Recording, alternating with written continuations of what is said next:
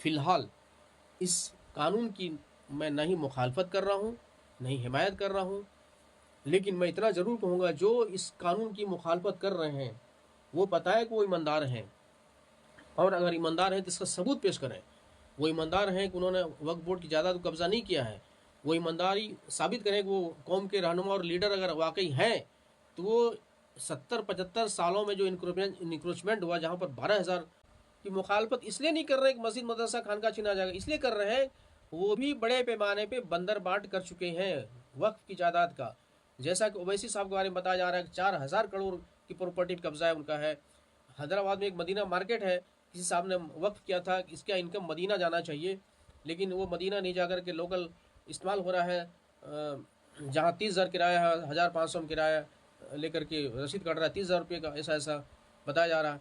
उसी तरीके से चोर चोर मसरा भाई, सब चोर जमा हुए हैं और अपनी चोरी छुपाने के लिए दीन का चोला ओढ़ करके आवाम को गुमराह कर रहे हैं। वो आवाम गुमराह कर रहे हैं जिसको वक्फ की जानकारी नहीं है। वो सिर्फ इतना ही जान रहे हैं कि सिर्फ मस्जिद मदरसा खानका कब्रिस्तान है, जबकि असल जायदाद 70% कमर्शियल लैंड है। फिर मैं कह रहा हूँ, असल जायदाद 70% कमर्शियल लैंड है, जिससे पैसा तैयार होना था उसका बंदरबांट हुआ है, कर रखा है, और बंदरबांट करके इन्होंने अपना जायदाद खड़ा किया है। इसकी लड़ाई है, इसको बचाने की लड़ाई है। देशवासियों, सलाम आदाब। आज मैं फिर लाइव हूँ।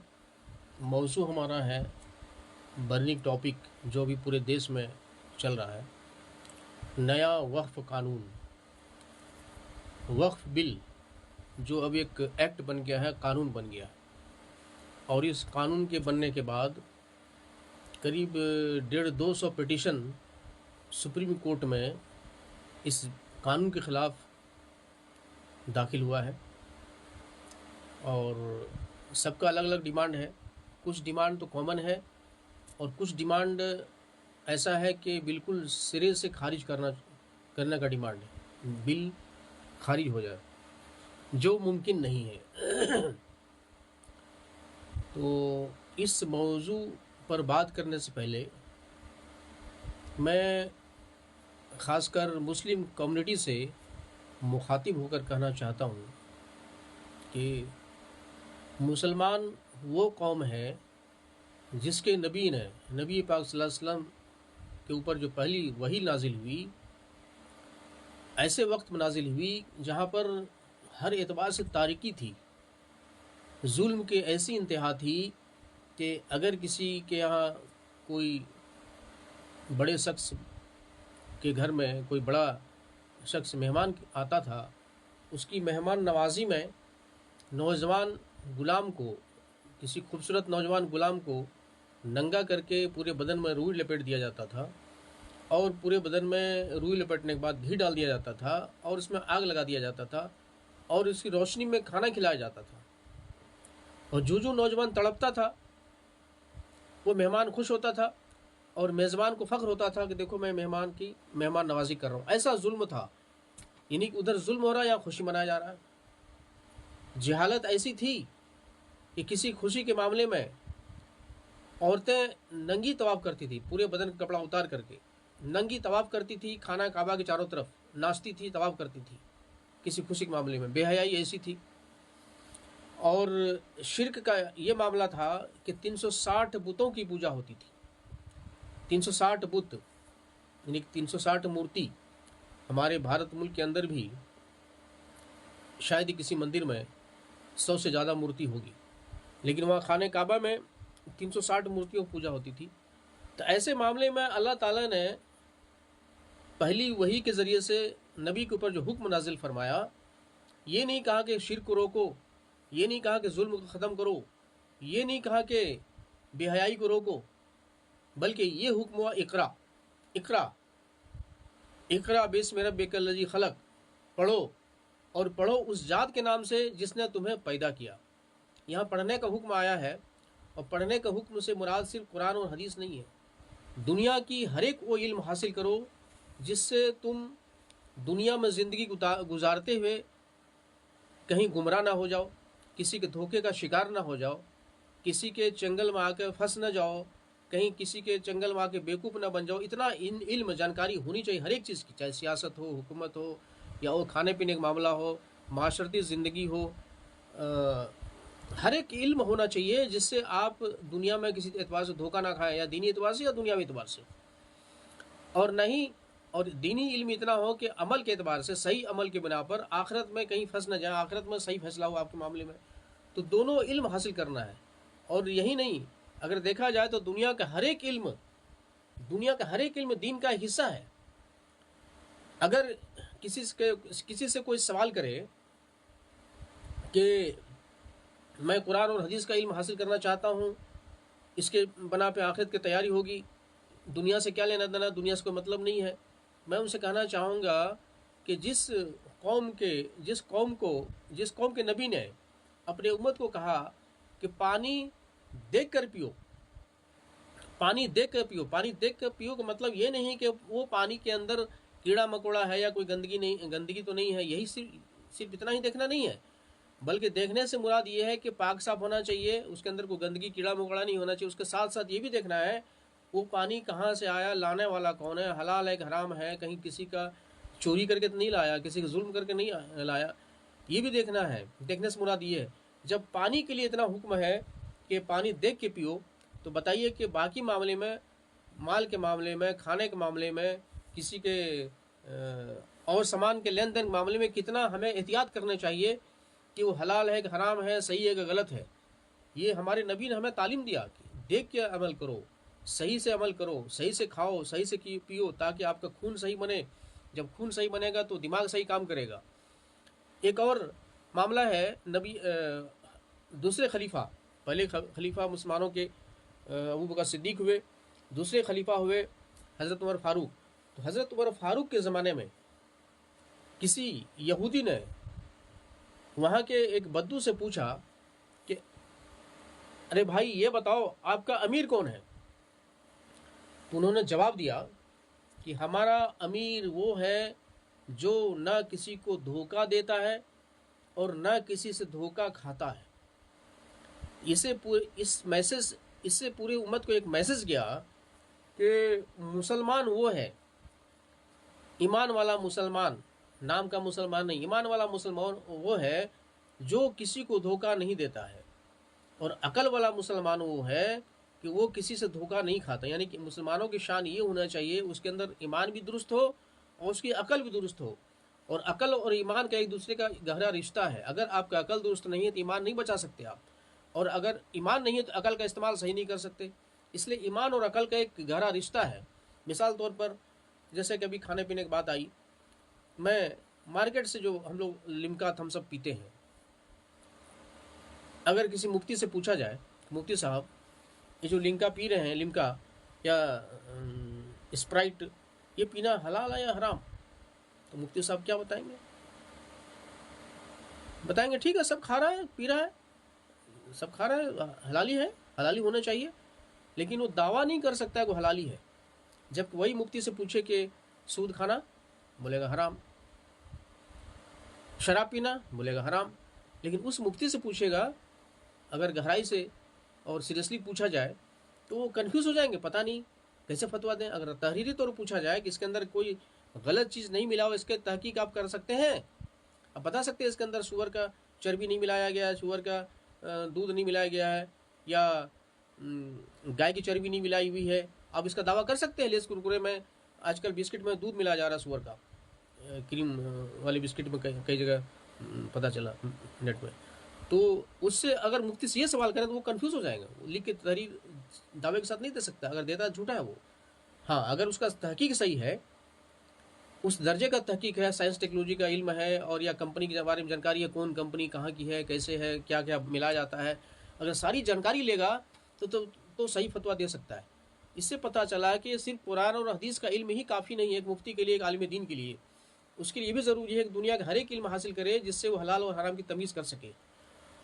तो जिस कौम को ये बताया, इतना गहराई तक बताया गया है कि इल्म हासिल करने के लिए, वो आज वो कौम फिर दोबारा उसी कंडीशन में आ गया है, उसी जहलत के कंडीशन में आ गया जो 1400 साल पहले की स्थिति थी।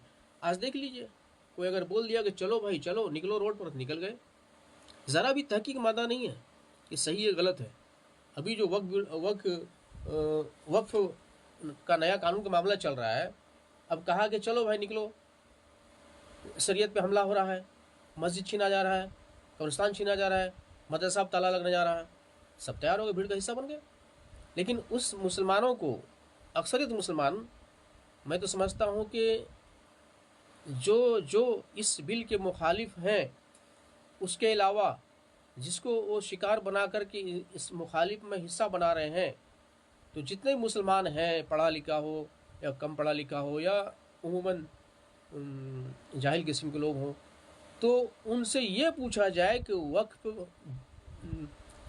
वक्फ होता क्या है, तो सीधे उसके दिमाग में ही दिमाग स्ट्राइक करेगा, दिमाग में हिट करेगा कि वक्फ मतलब है किसी ने मस्जिद दे दिया नमाज़ पढ़ने के लिए ज़मीन, तो वक्फ जायदाद हो गई। मदरसा दे दिया किसी ने दीन का काम करने के लिए, दीन की तालीम देने के लिए, वक्फ हो गया। कब्रिस्तान हो गया, उस तरह से ईदगाह हो गया। लेकिन उस बेचारे को ये नहीं पता है कि ये कब्रिस्तान, मस्जिद, मदरसा, ईदगाह पूरे वक्फ जायदाद, जो भारत के अंदर पूरा वक्फ जायदाद है, उस जायदाद में से मात्र 14% है। 14% मस्जिद, मदरसा, और बाकी 16-17% है आपका ये ईदगाह, कब्रिस्तान।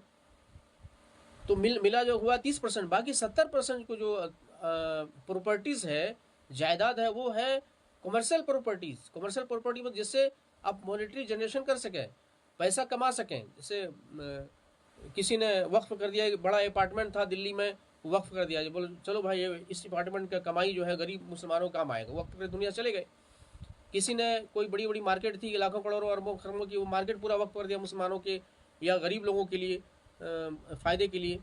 चल, इसलिए कि सबसे पहला जो वक्फ हुआ था कोई मस्जिद मदरसा नहीं हुआ था। नबी पाक सल्लल्लाहु अलैहि वसल्लम जमाने में जो पहला वक्फ हुआ था, एक खजूर का बाग वक्फ हुआ था। एक यहूदी ने किया था मुसलमानों के लिए कि इसका इनकम जाएगा गरीब मुसलमानों के, गरीब लोगों के हक में जाएगा। सिर्फ मुसलमान ही शर्त नहीं, उसमें कोई भी गरीब ज़रूरतमंद, मुसलमान हो, हिंदू हो, गैर मुस्लिम हो या और कोई मज़हब मानने वाले हों, अगर ज़रूरतमंद है तो उससे वो फ़ायदा उठा सकता है।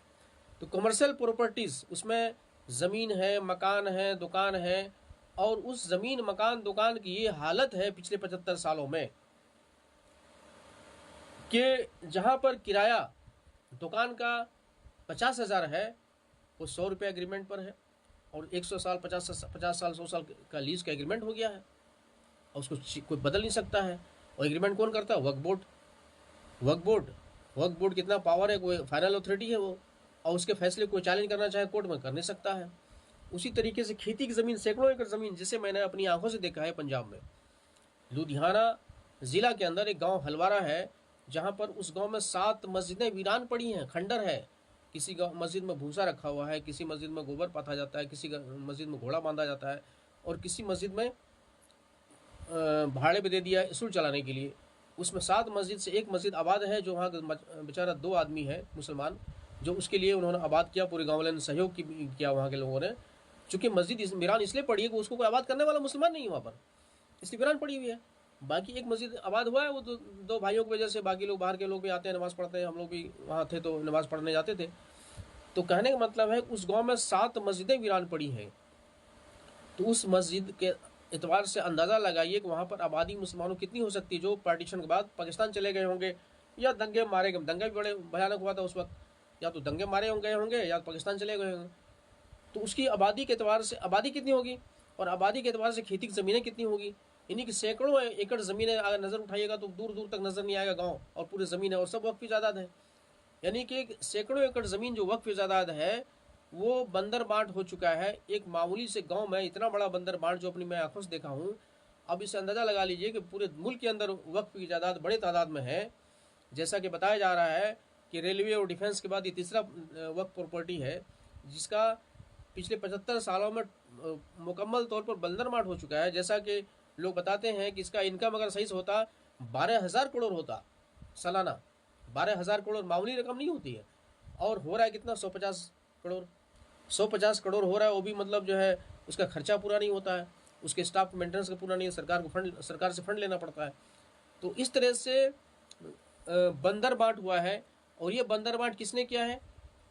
वहाँ वक्फ जो बनी, तो वक्फ बैठे मुसलमान और मुसलमानों के अधिकारी कर्मचारी ने, सब ने मिल करके मुस्लिम तंजीमों के साथ तालमेल बैठा करके उस वक्त के सरकारों से मिल करके, चाहे जिसकी भी सरकार रही हो, स्टेट लेवल की या सेंट्रल लेवल पे, जिसको जैसा मिला सब ने लूटा है। उसमें हिंदू भी शामिल है, मुसलमान भी शामिल है, सिख भी शामिल है, ईसाई भी शामिल है।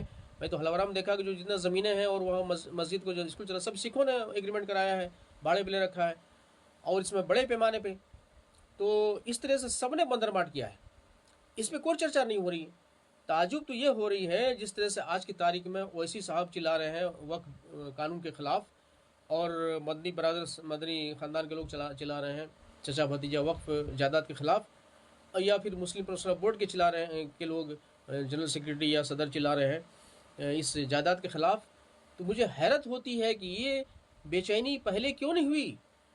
जहाँ पर चांदनी चौक में बहुत सारे दुकानें वक्फ की है, जहाँ पर 50,000 1 लाख मंथली इनकम होना चाहिए, किराया होना चाहिए, वहाँ पर 150 10-20 रुपये किराया इनकम एग्रीमेंट हुआ है। बहुत से ज़मीन को लीज पे ले लिया 20 रुपये में, और लीज पे लेकर के 100 साल के लिए ले लिया गया, और 100 साल के लिए उसमें अपार्टमेंट बना के अरबों खरबों किराया वसूला जा रहा है।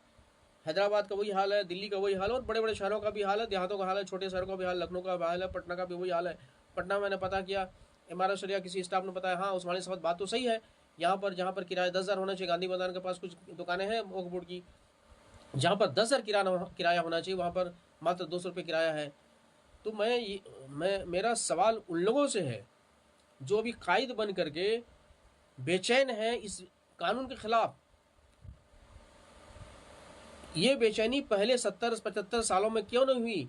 और बेचैन होकर के मुसलमानों को गुमराह कर रहे हैं। देखो, दीन का मसला है, दीन का मसला है। मस्जिद छीनी जाएगी, मदरसा छीना जाएगा, और कब्रिस्तान छीना जाएगा, दफनाना मुश्किल हो जाएगा। 1-2 गज ज़मीन के लिए, कब्र के लिए आपको गिड़गड़ाना पड़ेगा, सरकार से परमिशन लेना पड़ेगा। इस तरह तरह के भ्रमित करके आवाम को गुमराह करके रोड पर ला रहे हैं। वो आवाम वो खासकर वो गरीब मुसलमान जिसके लिए लोगों ने वक्फ किया था, उसको फ़ायदा पहुंचना चाहिए तो उसको नुकसान पहुंचा, और उस बेचारे को पता ही नहीं वक्फ क्या है, वक्फ में जायदाद क्या है। सिर्फ मस्जिद मदरसा देखा जाता है, और जो बता रहा है लोग मस्जिद मदरसा छीन जाएगा, उसके नाम पे लोग भड़क रहे हैं और उसके प्रोटेस्ट का हिस्सा बन रहे हैं। जो बहुत ही अफसोस और ताजुब की बात है, जो बहुत ही अफसोस और ताजुब की बात है कि इन लोग बहकावे में आकर के प्रोटेस्ट कर रहे हैं। अभी देखा मुर्शिदाबाद में दंगा भी हुआ। तो कहने का मतलब है कि जो भी इस कानून के मुखालफत कर रहे हैं, इससे ये साबित हो रहा है कि वो कानून की मुखालफत इसलिए नहीं कर रहे कि मस्जिद मदरसा खानका छीना जाएगा, इसलिए कर रहे हैं वो भी बड़े पैमाने पे बंदरबाट कर चुके हैं वक्फ की जायदाद का। जैसा कि ओवैसी साहब के बारे में बताया जा रहा है कि 4,000 करोड़ की प्रॉपर्टी कब्जा है उनका है। हैदराबाद में एक मदीना मार्केट है, किसी साहब ने वक्फ किया था कि इसका इनकम मदीना जाना चाहिए, लेकिन वो मदीना नहीं जाकर के लोकल इस्तेमाल हो रहा है। जहाँ 30,000 किराया है, 1,500 में किराया लेकर के रसीद कट रहा है 30,000 रुपये का, ऐसा बताया जा रहा है। उसी तरीके से दिल्ली का जो ITO ऑफिस में, दिल्ली का जो ITO ऑफिस है वहाँ पर जमीयत उलमा हिंद का दफ्तर है, जिसमें चाचा भतीजा के झगड़ा के बाद फिर अब सुना कि नया एक और दफ्तर खुला है जहाँ पर 1.5 एकड़ ज़मीन कब्जा किया गया है वक्फ की जायदाद पर। और ये ITO वाली ऑफिस जो जमीयत का, वो भी वक्फ की जायदाद है। उसके अलावा मौलाना अरशद मदनी के साहबजादे हैं, मौलाना हबीबुल्लाह मदनी, उसके ऊपर 2-3 मुकदमा FIR दर्ज हुआ है सहारनपुर में, मस्जिद के दुकान का ऊपर हेरा फेरी का मामले में। इस तरह से ढेरों मुकदमे हैं जो चल रहा है, और मुकदमा इसलिए चल रहा है, इसलिए कोई फैसला नहीं हो पा रहा है कि वहाँ पर वक्फ बोर्ड का फैसला हरफ आखिर होता है। वक्फ बोर्ड को या वक्फ ट्रिब्यूनल उसको बोलते हैं, वक्फ के अधीन जो कोर्ट चलता है, उस कोर्ट को वक्फ ट्रिब्यूनल को इतना पावर है कि वो जो फैसला होगा उस फैसले को चैलेंज नहीं कर सकता हाई कोर्ट या सुप्रीम कोर्ट या और कहीं। और इसको दीन का लेवल दिखा दिया गया है। दीन का चोला इसलिए बनाया गया ताकि इसके ज़रिए से अगर हम बंदर बांट करें और इस बंदर बांट को उंगली दिखाए तो उसको दीन का नाम लेकर के डरा धमका के बाहर का रास्ता दिखा सकते हैं। और ये काम सिर्फ मुसलमानों ने नहीं किया, बल्कि मुसलमानों को तो इस्तेमाल किया गया। असल काम कांग्रेस ने किया। जब पार्टीशन हुआ और पार्टीशन बाद बड़ी तादाद में ज़मीन, दुकान, मकान जो छोड़ के चले गए मुसलमान, और उसके नाम पर वक्फ हो गया, वक्फ के नाम पे जानबूझ करके वक्फ किया गया, इसको वक्फ के अंदर डाला गया ताकि इस वक्फ के अंदर से हम लोग बंदर बांट करें। अगर उसको सरकारी संपत्ति घोषित कर दिया जाता तो सरकार के यहाँ जाते ही उसका अकाउंटिंग होता, हर साल ऑडिट होता, कहाँ पे कितनी ज़मीन है, क्या हो रहा नहीं हो रहा, इनकम सही से होता। तो ये सरकारी संरक्षण ना जाए, प्राइवेट एजेंसी में जाए, और प्राइवेट एजेंसी जो मुसलमानों की एजेंसी था वक्फ बोर्ड, इससे बेहतर कोई एजेंसी नहीं लगा, इसके अंडर सबको डाला और इसके जरिए से बंदर बांट किया। सारे लोग ने किया, गैर मुस्लिम नेताओं ने किया, मंत्रियों ने किया और तमाम सेकुलर पार्टियों ने किया। अब इस बंदर बांट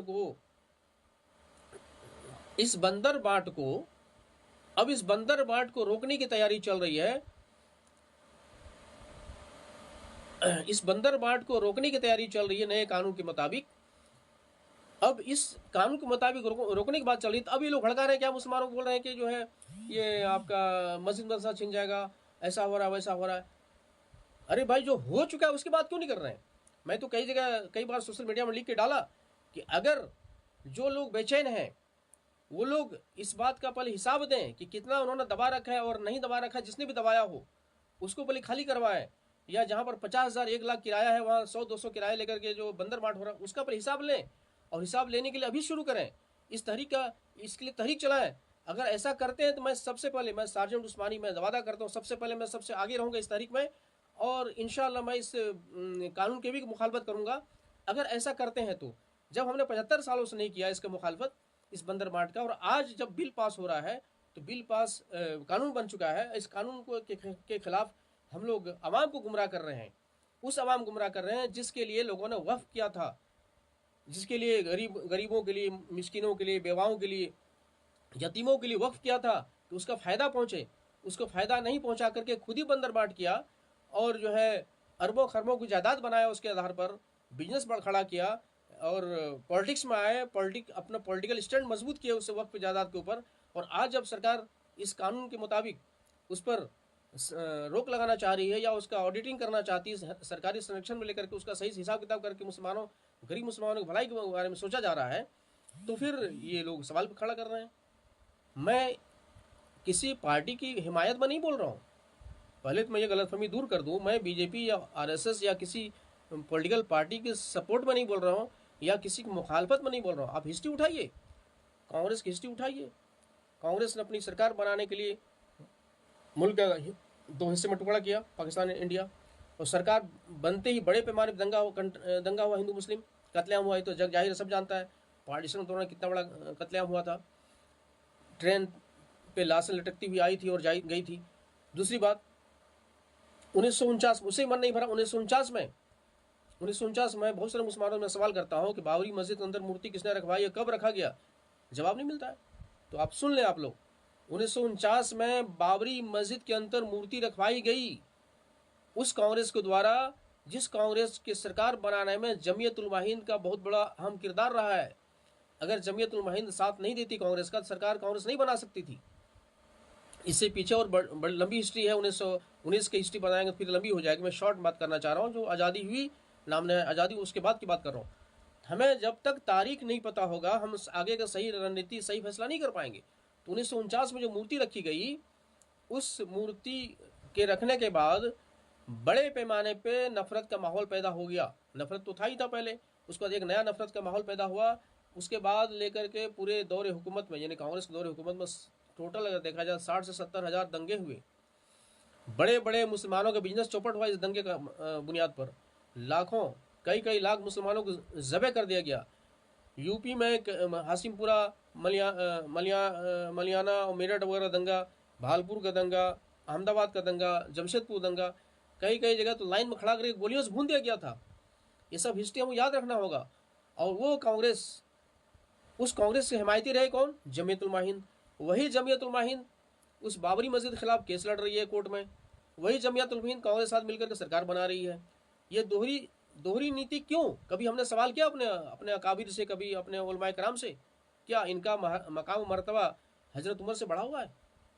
हजरत उमर जब एक बार खुतबा दे रहे थे और उनके बदन पर 2 चादर ढकी हुई थी, तो एक आम सहाबी, एक मामूली सहाबी खड़े हो गए और उन्होंने उनसे सवाल किया, हज़रत अमीरुल मोमिनीन, आपकी कोई बात नहीं मानी जाएगी, पहले आप इसका जवाब दें कि आपके बदन पर 2 चादर कहाँ से आई? माले गनीमत में सबको एक चादर मिली थी, आपके बदन पर 2 चादर कहाँ से आई? तो उन्होंने जवाब दिया कि मेरा बदन थोड़ा बड़ा था, एक चादर मेरे हिस्से में भी आई थी, मेरा बदन बड़ा था, कवर नहीं हो रहा था, मैंने अपने बेटे के हिस्से का चादर लिया, मेरे बेटे की तरफ इशारा किया उन्होंने, और बताया बेटा जवाब दो जी। तो तहकीक हो गई कि बेटे की तरफ से बेटे के हिस्से का उनके बदन में चादर थी। और यही नहीं, उस सहाबी सवाल करने वाले सहाबी से इतना खुश हुए कि उनको कहा कि आप जैसे लोग हमारे दौरे हुकूमत में जब तक सवाल करने वाले रहेंगे इंशाअल्लाह उमर गुमराह नहीं होगा। वो डांटे नहीं, फटकारे नहीं। वो सहाबी, वो खलीफा जिनके नाम से बड़े बड़े बादशाह का रूह कांप जाता था, लेकिन अदना सा सहाबी खड़ा होकर सवाल कर लिया। जहाँ पर हमारी इज्जत की बात है, जहाँ पर हमारी तौकीर की बात वो करेंगे, लेकिन जहाँ पर सवाल की बात सवाल करेंगे। आप कभी किसी ने सवाल किया कि जमीयत उलमा हिंद कांग्रेस साथ क्यों मिली रही जब उन्होंने मूर्ति रखवाया? और फिर जब मूर्ति रखवाया तो उस निकालने के लिए क्या किया हमने? या तो मूर्ति निकलवाइए, या नहीं तो हम आपका साथ छोड़ते हैं, नहीं साथ लगे रहे। यहाँ तक कि एक आपको पता होगा कि मौलाना अरशद मदनी साहब के बड़े भाई राज्यसभा के मेंबर भी रहे। तो ये सब लंबी कहानी है, लेकिन हमें जानना होगा, और हमें जानने के साथ साथ जहाँ सवाल करने को होगा सवाल करना होगा। उस कांग्रेस ने 60,000 दंगे करवाए, मुसलमानों को चौपट कराया बिजनेस, और लास्ट में 2008 में सच्चर कमेटी रिपोर्ट बना करके मुसलमानों के लिए पेश करती है, देखो भाई तुम दलितों से बदतर जिंदगी जीने के लिए मजबूर हो।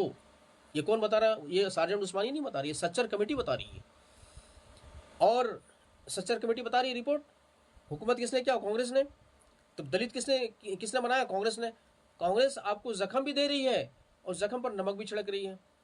अब आ जाइए 2018 में, क्योंकि बात अगर पूरी करूँ तो लंबी हो जाएगी, मैं शॉर्ट में करना चाहता हूँ ताकि आप भी अपना कुछ रिसर्च करें, जानें और उस पर सवाल करें। आज ये आप 2018 में बाबरी मस्जिद का फैसला आया। मैंने इस ग्रुप में बात चल रही थी, उन्होंने कुछ ऑब्जेक्शन किया तो मैंने सवाल किया भाई ये तो बता दो कि 2008 में बाबरी मस्जिद में क्या क्या फैसले आए, और फिर बाबरी मस्जिद का ही केस क्यों लड़ा गया? हमारे भारत के अंदर तो लाखों मस्जिद शहीद वीरान पड़ी हुई हैं, खंडर पड़े हैं। अभी मैंने एग्जाम्पल दिया, लुधियाना जिला के अंदर जो हलवारा गांव है वहाँ 7 मस्जिद वीरान पड़ी है। किसी में गोबर पाथा जा रहा है, किसी में भूसा रखा जा रहा है, किसी में घोड़ा बंधा जा रहा है। इस तरह ढेरों मस्जिद है। क्या वो मस्जिद का दर्जा नहीं है? उसके लिए हमने लड़ाई नहीं लड़ी। बाबरी मस्जिद को ही क्यों फोकस किया गया? बाबरी मस्जिद के साथ साथ सारी मस्जिदों की बात करते हैं हम, तो इसको कोई जवाब नहीं है।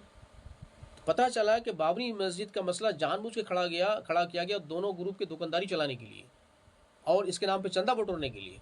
और ये दुकानदारी बंद कराया 2018 में बंद हुई सुप्रीम कोर्ट के जज के जरिए से, ये नरेंद्र मोदी की सरकार के दौरान।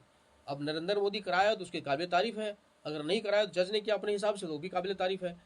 4 फैसले आए, 4 फैसले सुन लीजिए आप, मैं कई बार सुना चुका, फिर सुन लीजिए। 4 फैसले आए बाबरी मस्जिद के मामले में। सुप्रीम कोर्ट का 5 जजों के बेंच ने फैसला दिया। पहला फैसला है कोई मंदिर तोड़ के मस्जिद नहीं बनी, और जो फैसला सुप्रीम कोर्ट आया वो मुसलमानों के लिए एक तारीख बन गई। पहला फैसला क्या आया? कोई मंदिर तोड़ के मस्जिद नहीं बनी थी। क्लेम क्या गया था? मंदिर तोड़ के मस्जिद बनी है। सुप्रीम कोर्ट बता रहा है कोई मंदिर तोड़ के मस्जिद नहीं बनी। दूसरा फैसला क्या था? 1949 में मूर्ति प्रकट हुई। ये कौन कह रहा है? कांग्रेस सरकार में क्लेम किया गया, नेहरू की हुकूमत में। और नेहरू की बात, एक मजे की बात बता दूं, नेहरू हुकूमत में जब मूर्ति रखवाई गई और उस नेहरू से किसी ने क्लेम किया कि मूर्ति को वापस बाहर निकाला जाए, तो उन्होंने जवाब दिया कि हमने वहाँ के डीएम को, अयोध्या के डीएम को हुक्म दिया है निकालने के लिए, लेकिन वो मेरी बात नहीं मान रहा। यानी कि मजाक, इससे बड़ा मजाक क्या हो सकता है? एक पीएम, देश का प्रधानमंत्री अयोध्या के डीएम को हुक्म दे रहा है कि मूर्ति बाहर निकालो, उनकी बात नहीं सुन रहा है। इससे बड़ा मजाक और क्या हो सकता है? बहरहाल, तो पहला था कि कोई मंदिर तोड़ के मस्जिद नहीं बनी है। दूसरा था कि 1949 में मूर्ति जो रखी गई थी वो गैर कानूनी था। तीसरा फैसला क्या था? 1992 में जो मस्जिद शहीद की गई वो भी गैर कानूनी और क्रिमिनल एक्ट में आता, उनको सजा मिलनी चाहिए जिसने जो भी इन्वॉल्व थे। चौथा फैसला क्या आया? आस्था की बुनियाद पर। तो आपको मैं बता दूं, उस बाबरी मस्जिद के नाम पर पूरे मुल्क के अंदर 65 सालों में ऐसा गंदा माहौल तैयार कर दिया गया था, ऐसी तंजीमें तैयार हो गई थी नफरत का माहौल की बुनियाद पर, कि बड़े पैमाने पे कत्लेआम की प्लानिंग हो चुकी थी। घर घर में तलवार हथियार बटे गए थे और ऐसा नफरत का माहौल पैदा किया था। अगर वहाँ फैसला होगा मस्जिद का तो फिर हम लोग नहीं मानेंगे, और कत्लेआम तो होता ही, मस्जिद भी हम लोग आबाद नहीं कर पाते। इसलिए बड़ी हिकमत के आधार पर सुप्रीम कोर्ट ने बड़ी दूरंदेशी के साथ फैसला दिया वहाँ पर आस्था की बुनियाद पर क्लियर कर दिया, आस्था की बुनियाद पर वहाँ मंदिर बनेगी। ये बात हुई। तो अब बताइए कि अगर हम कंपेयर करते हैं सरकार से, कांग्रेस और बीजेपी, आप खुद फैसला करें कि मुसलमानों के लिए ज़्यादा बेहतर कौन है। दूसरा मैं बताना चाहूँगा, पिछले 8-10 सालों में, 10-12 सालों में IAS ऑफिसर में जितना मुसलमान टॉप किया है, पिछला रिकॉर्ड देख लीजिए, आप कंपेयर कर लीजिए। तो बहुत सारी बातें ऐसी हैं जो हमें तहकीक करना होगा। हमें किसी के भीड़ के हिस्सा बन करके सही गलत फैसला नहीं करना है कि उसने ये कह दिया, उसने वो कह दिया। मैं किसी पॉलिटिकल पार्टी के सपोर्ट में या मुखालफत में बात नहीं कर रहा हूँ। हमारा तो सिस्टम ही ऐसा है जो शैतानी सिस्टम है, जिसको हम फॉलो कर रहे हैं। डॉक्टर अल्लामा इकबाल ने कहा था, ये सिस्टम जो है, जिस संविधान को हम सुपर डुपर मान रहे हैं, ये तो अंग्रेज़ों को बनाया हुआ संविधान है। इसे डॉक्टर अल्लामा इकबाल ने इबलीस की मजलिस सूरा कहा है, इबलीस की मजलिस सूरा। इसमें से जो संविधान है उसमें तो 34,735 कानून अंग्रेज़ों का बनाया हुआ है। वो अंग्रेज़ जो अपने फ़ायदे के लिए बनाया था, वो अंग्रेज़ जिसके आधार पर इस देश के अंदर लूट मार करना था, वो अंग्रेज़ जिसके बुनियाद पर इस देश की जनता के ऊपर जुल्म और सितम का मामला करना था, उसके कानून को हमने कॉपी पेस्ट करके उस संविधान को सुपर बना दिया हमने। तो नतीजा तो गलत आएगा ही। बहरहाल फिर भी बेहतर है। अब संविधान बहुत सारी चीज़ें अच्छी हैं जिसकी बुनियाद पे हम कुछ उम्मीद कर सकते हैं, लेकिन 100% उम्मीद नहीं कर सकते। आज जो सुप्रीम कोर्ट मामला चल रहा है आपका बिल की मुखालफत का, उम्मीद कर सकते हैं हमारे हक में बेहतर हो, लेकिन यहाँ पर हम खुद मुसलमान समझने के लिए तैयार नहीं है, हम गुमराही के शिकार हैं। अब उसमें पेटिशन वो डाला है जो खुद इनक्रोचर है, और जो इनक्रोचर है, पेटिशन जो डाला है वो तो ऐसे कमज़ोर हो जाएंगे। अगर हमें पेटिशन डालना था तो किसी तंजीम के तहत डालना था, मुस्लिम पर्सनल बोर्ड ने डाला, काफ़ी है, उसके साथ हम लड़ते हैं, लेकिन सबने अलग अलग डाला। इससे ये पता चलता है सब अपनी अपनी जान बचाने के लिए सुप्रीम कोर्ट का रास्ता लिया है। या तो जान बचाएंगे या तो बार्गेनिंग करेंगे, ये मामला है।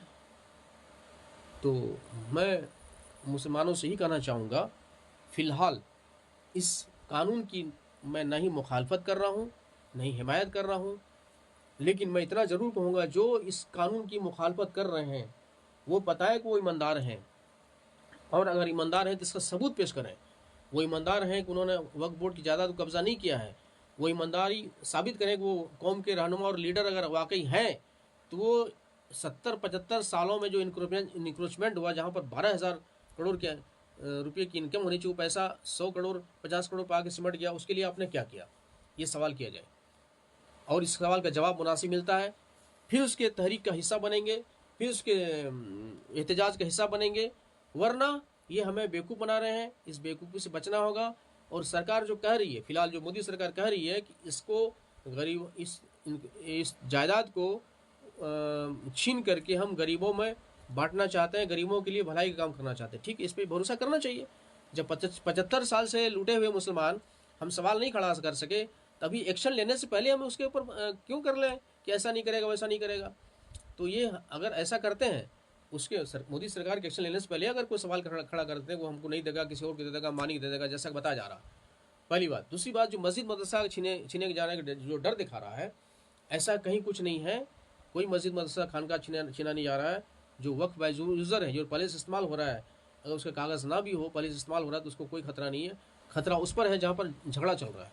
यानी कभी एक मस्जिद तोड़ा गया एक जगह, तो पता चला वो सरकारी ज़मीन बनी हुई है।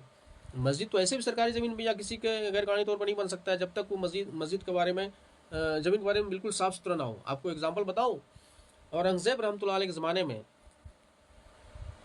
एक शकुंतला नाम की ब्राह्मण की लड़की थी, जिसके पर बनारस के गवर्नर का उसके ऊपर गलत निगाह थी, उससे ज़बरदस्ती शादी करना चाह रहा था, और ये कंप्लेन चला गया औरंगज़ेब के ऊपर। औरंगज़ेब रहमतुल्लाह अलैह आए और उसको बड़ी चालाकी के साथ, बड़ी खुफिया तौर पर उनके करतूत कारनामे को पकड़ा और उसको सज़ा सुनाया। सज़ा सुनाने के बाद, इनकी कहानी लंबी, मैं शॉर्ट में सुना रहा हूँ। सज़ा सुनाने के बाद उन्होंने वहाँ पर 2 रकात शुक्राने की नमाज़ पढ़ी उसी ब्राह्मण फैमिली के घर पर आंगन में, और सज़ा ऐसा सुनाया कि उस इब्राहिम खान को 4 हाथियों से चिरवाया था। उसके बाद उन्होंने 2 रकात शुक्राने की नमाज़ पढ़ी। नमाज़ पढ़ने के बाद एक गिलास पानी मंगाया और कुछ खाने के लिए मंगाया। वो देखो, अब कुछ खाने कह दो। तो उन्होंने कहा कि मैंने वादा किया था कि जब तक इस बेटी को इंसाफ न दिला दें, मैं पानी नहीं पीऊँगा, और मैं आज पानी पी रहा हूँ इंसाफ दिलाने के बाद। तो उसके बाद फिर 2 रकात जो नमाज़ पढ़ा जहाँ पर, उस ब्राह्मण फैमिली के घर पर आंगन में, तो उस ब्राह्मण फैमिली ने कहा कि हज़रत मैं आपके इंसाफ से मैं इतना खुश हूँ कि आपके लिए मैं यहाँ पे एक मस्जिद बनाना चाहता हूँ, इबादत खाना।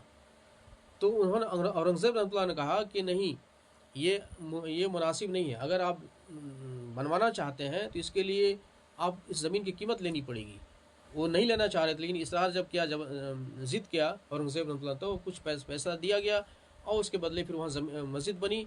आप लोग चाहें तो इस मस्जिद को देख के आ सकते हैं। ये मस्जिद बिल्कुल मौजूद है और बनारस के काशी में मौजूद है, गंगा नदी किनारे मौजूद है। और ऐसी जगह है जहाँ पर चारों तरफ मंदिरों की भीड़ है, मंदिरों की, हज़ारों मंदिरों के बीच में मस्जिद है। और गैर मुस्लिम ब्राह्मण फैमिली और बहुत सारे गैर मुस्लिम को पूरे गैर मुस्लिमों के बीचों बीच वो मस्जिद है और आबाद है, और ये सरकारी संरक्षण में है। तो ये हमें हिस्ट्री जाननी होगी, और जब तक हम अपनी हिस्ट्री नहीं जानेंगे तो हम आगे का सही फैसला नहीं कर पाएंगे। हमें तो अपना 50-100 साल की हिस्ट्री पता नहीं है, 1000, 2000, 1400 साल की हिस्ट्री क्या जानेंगे हम। और इसीलिए सबसे बड़ी गुमराही की वजह ये है, हर मामले हम कमज़ोर हैं। न हमें हिस्ट्री पता है, न हमें साइंस टेक्नोलॉजी पता है, न और किसी मामले में पता है। कुरान हदीस का इल्म हासिल कर लेना ही काफ़ी है, दुनिया काफ़ी नहीं है। दुनिया का हर एक वो इल्म हासिल करना होगा जिसकी बुनियाद पर आप गुमराही से बचें, जिसकी बुनियाद पर आपको कोई गुमराह न कर सके। ठीक है। और आपने 4-5 साल पहले देखा ही होगा कोरोना वायरस आए, इसमें बड़े बड़े लोग शिकार हुए, बड़े बड़े अल्लामा से शिकार हुए, जबकि बाद में पता चला एक बहुत बड़ी साजिश थी। कंपनी ने खुद कबूला कि वैक्सीन माफिया का ड्रामा था और पूरे इंटरनेशनल लेवल पे ड्रामा था। ये यहूदी साजिश थी जो पूरी दुनिया को चला रहा है खुफिया तौर पर। आपको बता दें, ये जो सारा मामला है वक्फ का या ज़मीन का, अगर ज़मीन जाएगा तो सबका जाएगा, सिर्फ मुसलमानों को नहीं जाएगा। ये न्यू वर्ल्ड ऑर्डर का हिस्सा है, ये बात भी जानना ज़रूरी है।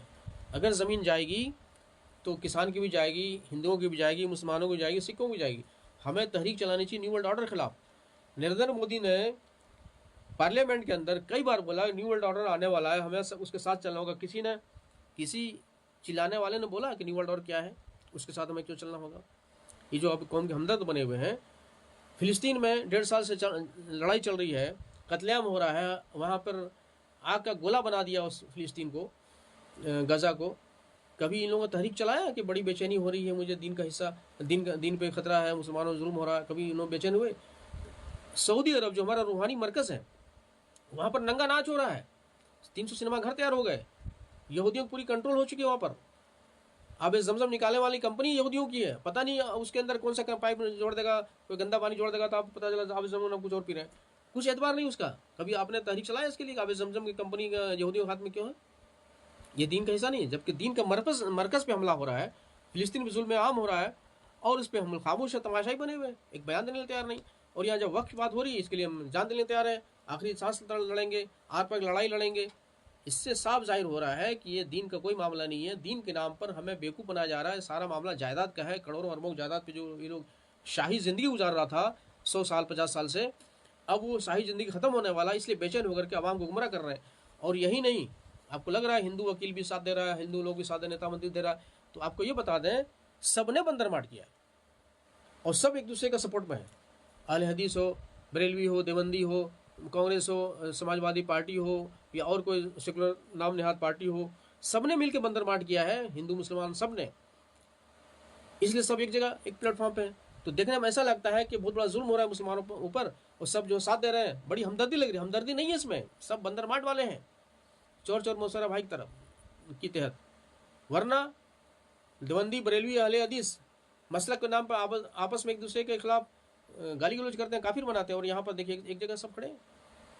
इससे साफ जाहिर हो रहा है कि चोर चोर मसरा भाई, सब चोर जमा हुए हैं और अपनी चोरी छुपाने के लिए दीन का चोला ओढ़ करके आवाम को गुमराह कर रहे हैं। वो आवाम गुमराह कर रहे हैं जिसको वक्फ की जानकारी नहीं है। वो सिर्फ इतना ही जान रहे हैं कि सिर्फ मस्जिद, मदरसा, खानका, कब्रिस्तान है, जबकि असल जायदाद 70% कमर्शियल लैंड है। फिर मैं कह रहा हूँ, असल जायदाद 70% कमर्शियल लैंड है, जिससे पैसा तैयार होना था उसका बंदरमाट हुआ है, कर रखा है, और बंदरमाट करके इन्होंने अपना जायदाद खड़ा किया है। इसकी लड़ाई है, इसको बचाने की लड़ाई है। इसलिए आपको समझना होगा और इनसे सवाल करना होगा। आप इसका हिस्सा बनने से पहले उनसे सवाल करिए कि ये जायदाद कहाँ गया, किसने दबाया, उसके लिए क्यों तहरीक चला रहे हैं, 70 साल से क्यों सो रहे थे, आज क्यों तड़प रहे हैं आप। इससे जाहिर होता है कि सबने दबा रखा है। तो ठीक है, मैं इसी बात के साथ मैं अपनी बात को ख़त्म करता हूँ। चूँकि कई साहब ने इस पे चर्चा किया था कि मेजॉरिटी इसकी है, आप इसकी मुखालफत क्यों कर रहे हैं, इसकी हिमायत क्यों कर रहे हैं, आप साथ क्यों नहीं दे रहे। तो मैंने फिर सफाई दिया मैंने आज, हालांकि 10-15 दिन पहले मैंने बयान दिया था इस पर, लेकिन फिर मेरा आज लाइव होना पड़ा इसके लिए। आप लोग किसी के झांसे में आकर बेवकूफ़ ना बने, हक और सच को जाने, और हक और सच के मामले में किसी की परवाह ना करें, चाहे कोई भी हो। ठीक इसी बात से मैं अपनी बात ख़त्म करता हूँ। वस्सलाम, जय हिंद, जय भारत।